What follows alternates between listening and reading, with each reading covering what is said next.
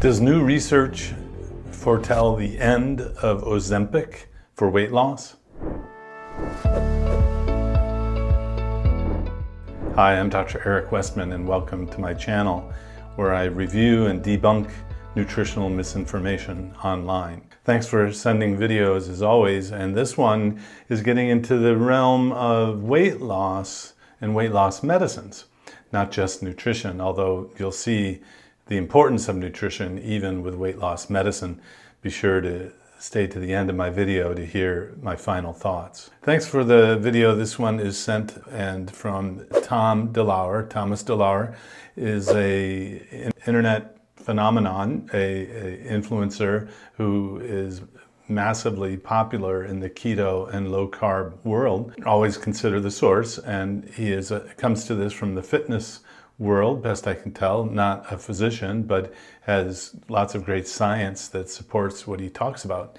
So let's hear what he says about Ozempic.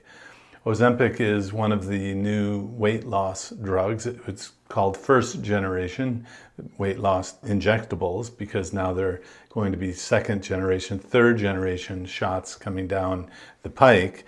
We'll get to that in a minute. And these are the ones that are very popular for movie stars and Hollywood stars losing weight. Even Oprah has gone on the bandwagon to promote these medications. And there is some interesting research, though, that says that there's a downside to these medicines. Let's see what it is. There is a serious downside to Ozempic, or a GLP-1 receptor agonist. And you've seen a lot of people talking about it online. It's the whole idea of the muscle wasting thing. But just because you look at someone and say, hey, they lost muscle, doesn't mean that they did. And I know we can see it in people's faces. They call it Ozempic face because people are losing weight so fast, they lose the musculature in their face and they look kind of drawn in. But although I understand and I appreciate anecdotal experiences, I really do like to look at the data. But let's look at some literature. There's a study that was published in the New England Journal of Medicine and took a look at 1,961 participants for 68 weeks.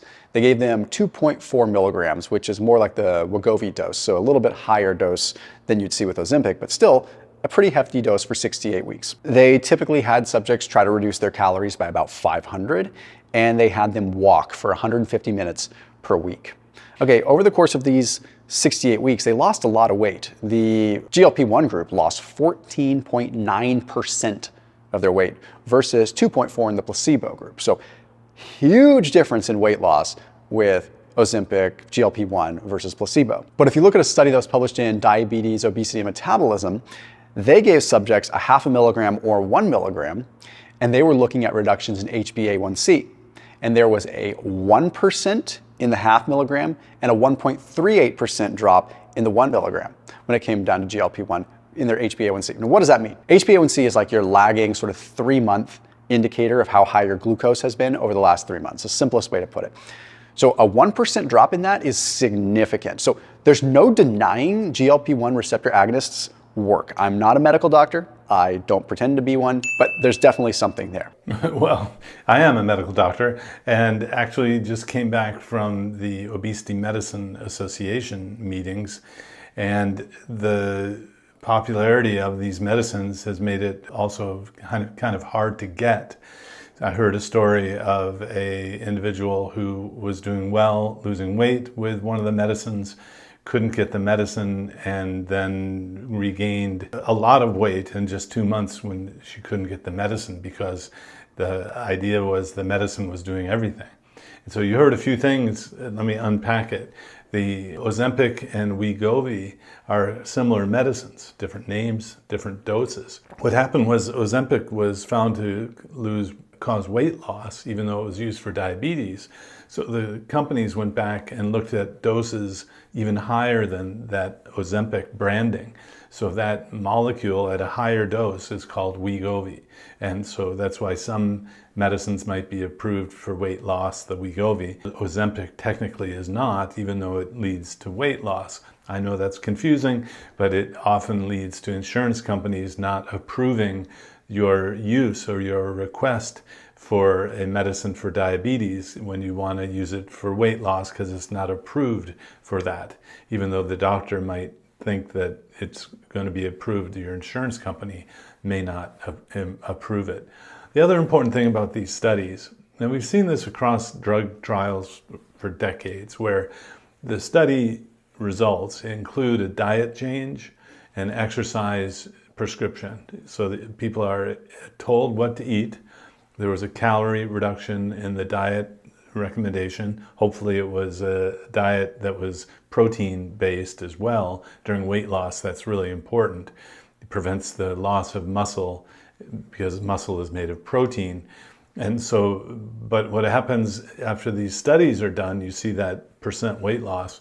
If a doctor prescribes it in the office without any regard to the diet or the exercise prescription that was used in the studies, you're not going to get the same kind of result. So the typical finding is that when these drugs are used in, quote, the real world after the clinical trials, the results are not quite so good, although they're still very good. And I have to say that there are a lot of people who are benefiting from these medications who have been unable to lose weight in other ways.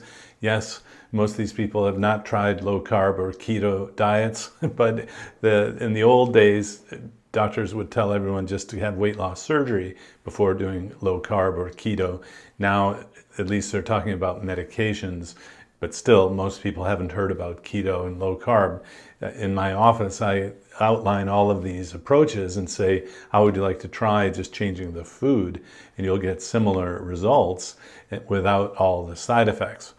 So Tom made a reference to the lean mass loss or protein loss, talking about Ozempic face, and one of the major concerns about these weight loss medicines being used without dietary instruction and without telling people you need to do resistance training and exercise while you're losing weight is the concern about the muscle loss.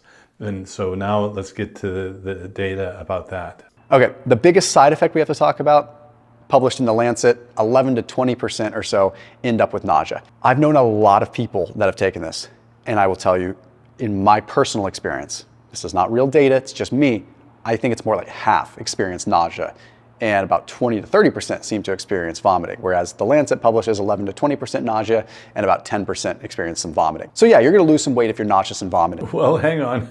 Yeah, you're gonna lose weight if you're nauseated and vomiting.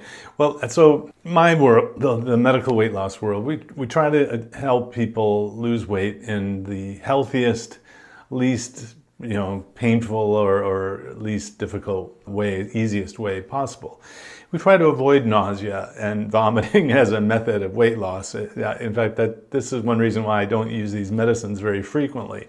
In my experience, kind of like Tom's, it is more like 50% of folks who get nausea and don't feel well on the medicine. It's so high that a friend of mine who uses this in his practice frequently just hands out a prescription for anti-nausea medicine, just proactively, because it's so common, so that people don't call back asking for the anti-nausea medicine.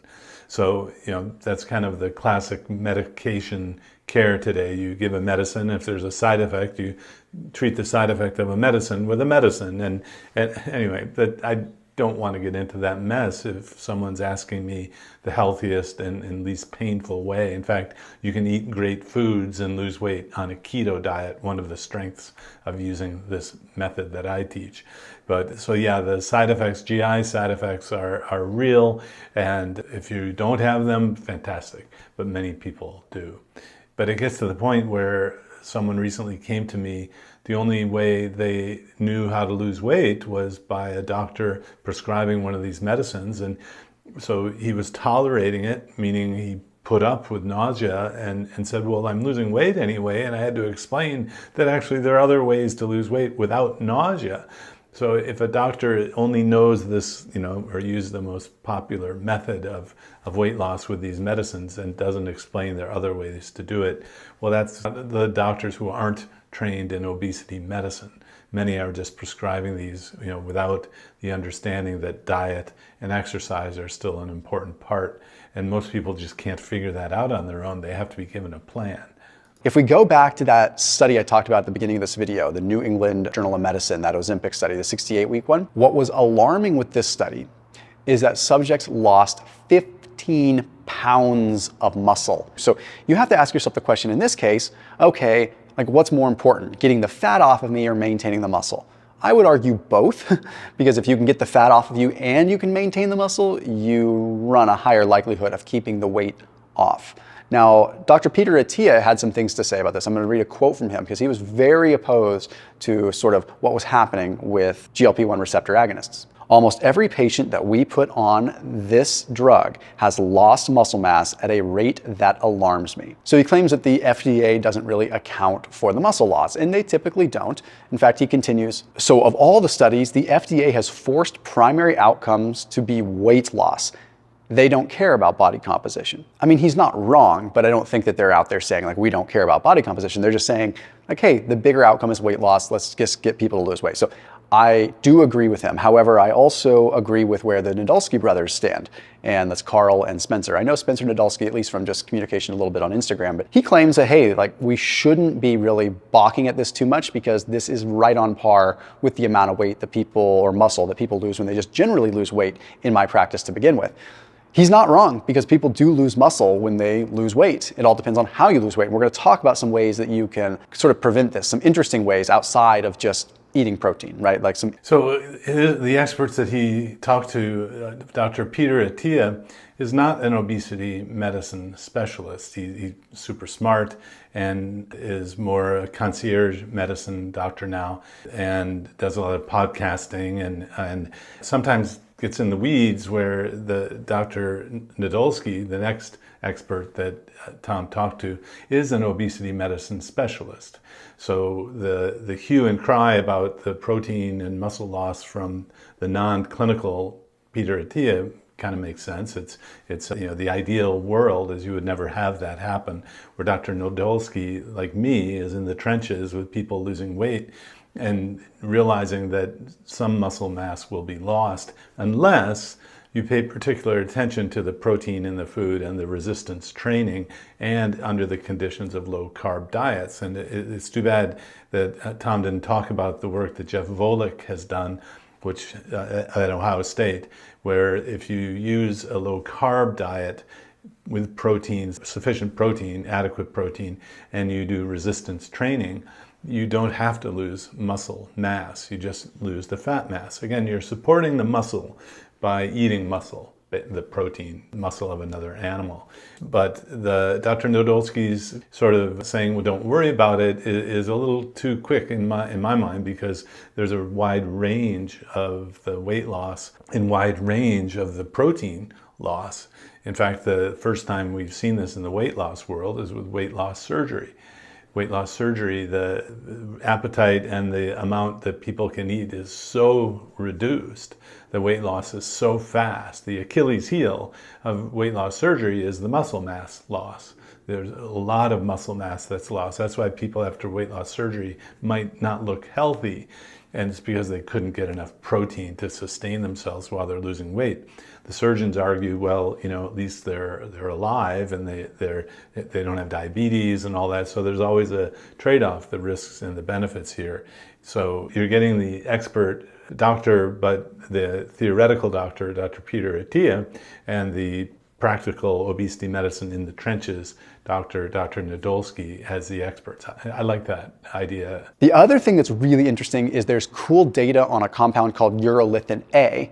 So urolithin A is usually in like walnuts and pomegranates. Most of the literature with urolithin A is looking at like a concentrated, almost supplemental form of urolithin A. But what this can do is it increases mitochondrial respiratory chain complexes, and essentially is making it so the mitochondria in your muscular system is stronger, more efficient, better at using fuel, better at creating ATP, more efficient at creating energy, in essence, making you potentially stronger. So there was a study that was published in Cell Reports that had subjects consume 500 milligrams, 1,000 milligrams, or a placebo of MitoPure, which is a branded form of urolithin A. They saw a 10 to 12% increase in leg strength, an increase in their VO2 max, an increase in their overall mitochondrial function, and when they did a biopsy, their overall mitochondrial health was better. This is the kind of thing we need to be paying attention to when you're maybe taking like Ozempic or you're on a GLP-1 receptor agonist. If you're losing muscle and you're losing strength, the more that you can potentially increase the energetics of the mitochondria in your muscle, the stronger you'll be despite that, and hopefully have a muscle preservation effect. Another supplement you may want to consider taking is taurine, because taurine is going to drive down the oxidative damage that comes from muscles being used, from overall training. Gosh, as you know, if you've watched my channel before, I'm not a big supplement person, not pushing supplements. I think if you're eating a low-carb diet, you're getting most of your food, most of your nutrition from protein. So my question always is, what's the incremental benefit of these additives in the context of a low-carb diet? And I'm not aware of any of these that are being tested in the context of low-carb diets. And another interesting thing is, if you feel like you have to do all of these things to get something to work, in the practice of someone who's in my practice, where people come to me all walks of life, some people can't exercise, some people exercise is a 4-letter word and triggers them, and we start with diet as our first approach. But if someone is able to exercise, I don't tell them not to. And now, although I might add in the fact that if you're wanting to preserve muscle mass, resistance training is a good thing to do if you want to do it. But there's the balance in a clinical setting that if someone's not even sure they want to do anything, then adding too many things may be the straw that breaks the camel's back. So the most important thing is to lose weight and to preserve muscle is adequate protein. And that's what our program emphasizes, and it's not necessary to add in these extra elements to it. But I know it sounds pretty persuasive, doesn't it? Plus, they're very anti-catabolic. So the literature was kind of dodgy up until recently. We're starting to see more that if you sip on EAAs throughout the day in a caloric deficit, it may very well help prevent muscle wasting. So highly recommend that. And of course, the obvious one, creatine, but hear me out on this. I would recommend that you dose your creatine slowly throughout the day, like 1 gram in the morning, 1 gram in the afternoon, 1 gram at night, maybe only go to like 3 or 4 grams, because there is a water retention effect. And if you're trying to lose weight, your mind might get a little bit funky if you're gaining weight from water retention, because creatine will do that. But it increases basically the ability to synthesize ATP via the creatine phosphate system. So you're creating more energy, but it's also got anti-inflammatory effects, pro-recovery effects, sleep effects. So huge things there. Speaking of sleep, if you're going to be taking something like this, goes without saying, you need to prioritize sleep. But here's one more interesting thing. There was a study with protein that had subjects go into a 40% caloric deficit. And that is actually around where a lot of people end up if they're taking a GLP-1 receptor agonist. They end up eating about 30 to 50% less. So let's call it a delta of 40. Okay, well, in this particular case, when subjects were eating 1.2 grams of protein per kilogram of body weight compared to 2.4 grams per kilogram of body weight, basically the most important thing was the more protein they had, the more muscle they spared, despite being in a serious caloric deficit. As a matter of fact, the 1.2 gram group stayed about the same. They maintained muscle decently. The 2.4 gram group increased muscle despite being in a 40% caloric deficit. So as long as you're not being extreme and you're appropriately supplementing, you're getting good sleep, you're training, most important, getting enough protein, second most important, using things like urolithin A, things to support this, I don't see how you would run into a lot of issues. However, I am not a doctor. I'm some dude on the internet.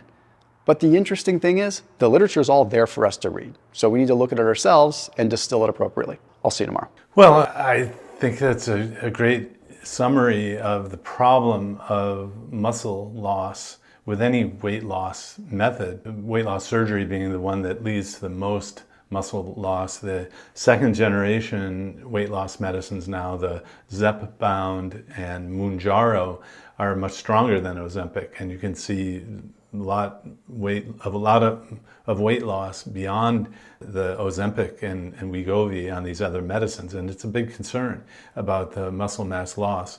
Adding protein and resistance training is probably the optimal way to keep the muscle.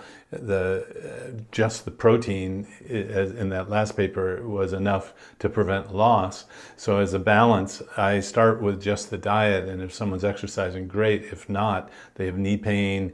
A lot of people come to me before a knee replacement because the surgeons want them to lose weight, and the knees do better if you weigh less. So they're unable to exercise. So if I bring in all of these things, so we really tailor it to the individual that comes into the office. The concern about muscle mass was addressed at this recent obesity medicine meeting, and my understanding is now the pharmaceutical companies will be adding another medication that prevents the muscle loss to their concoction of things. So again, that's one way to go about it. You know, the doctor doesn't ask you much about what you eat, and they just give you medicines for things. And if there's a side effect of the medicine, you use a medicine to treat the side effect of the medicine. You know, that's not the world I want to be in. And now it's so difficult to get some of these medicines. It's just a doctor hassling sort of thing to ask for pre-approvals, and then the pharmacy doesn't have it. You have to call around. Why not rely on diet as the major source of effect of what you're trying to do? That's my summary if someone asks me for advice. Hope that's helpful. If you like it, please like, subscribe, ring the notification bell.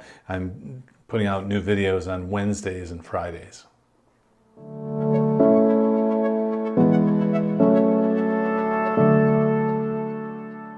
If you enjoyed this video, be sure to like, subscribe, and hit the notification bell, and check out adaptyourlifeacademy.com.